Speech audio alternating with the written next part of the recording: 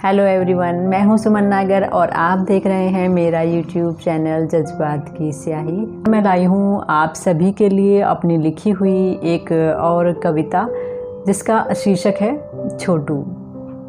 छोटू कविता दरअसल हमारे देश के बाल मज़दूरों के जीवन के संघर्ष को, उनकी समस्याओं को, उनकी दिनचर्या को करीब से समझने का एक छोटा सा प्रयास है। तो आइए शुरू करते हैं। छोटू।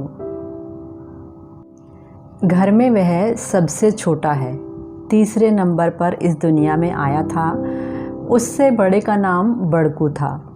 मंझले का रंग काला था, सो वह कालू था। छोटू सबसे छोटा है, शायद इसीलिए माँ को यही नाम सुहाया था। खैर, नाम तो बहुत से हैं, किरदार भी बहुत से हैं।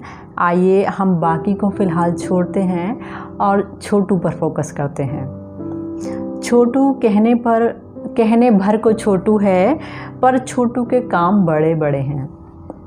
छोटू सुबह शाम ऑफिस में चाय पकड़ाता है, दिन भर फर्श पोंछता है, ढाबों में देर रात तक ढेर सारे बर्तन मांजता है, रात को मालिक का बिस्तर लगाता है, मालिक थक जाए तो उसके पैर भी दबाता है। दरअसल भगवान की तरह छोटू के भी कई रूप होते हैं।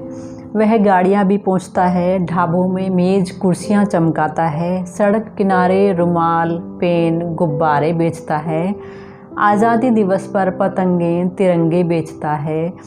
ख़ास बात यह होती है कि छोटू का चेहरा मासूम पर शरीर पत्थर समान होता है।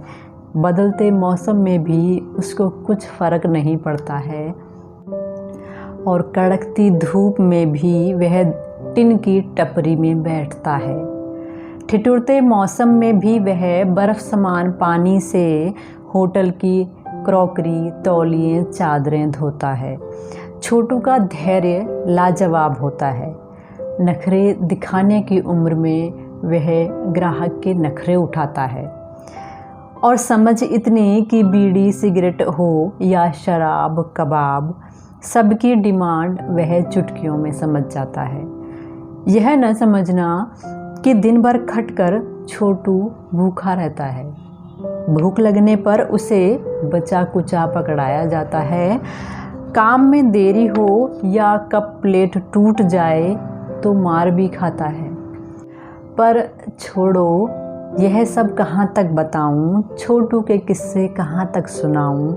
अभी तो बस तुमसे यह है कहना कि तुम्हें मिल जाए कहीं अगर ऐसा छोटू, तो इतना करना कि एक बार प्यार से मुस्कुराकर उसकी ओर देखना और उसके नन्हे से कंधों का बोझ थोड़ा कम करना। हो सके तो ख़रीद लेना उससे कुछ पेन, रुमाल, मोज़े, गुब्बारे। बस यूं ही समझ लेना कि इंसानियत के नाते कुछ तो फ़र्ज़ हैं ही हमारे। और नहीं कर पाओ इतना भी तो कुछ खाने को उसके हाथ में ही थमा देना और केवल स्नेह भरा हाथ ही उसके सर पर रखकर दुआएं देना और कहना, शाबाश छोटू, तुम बहुत मेहनती हो।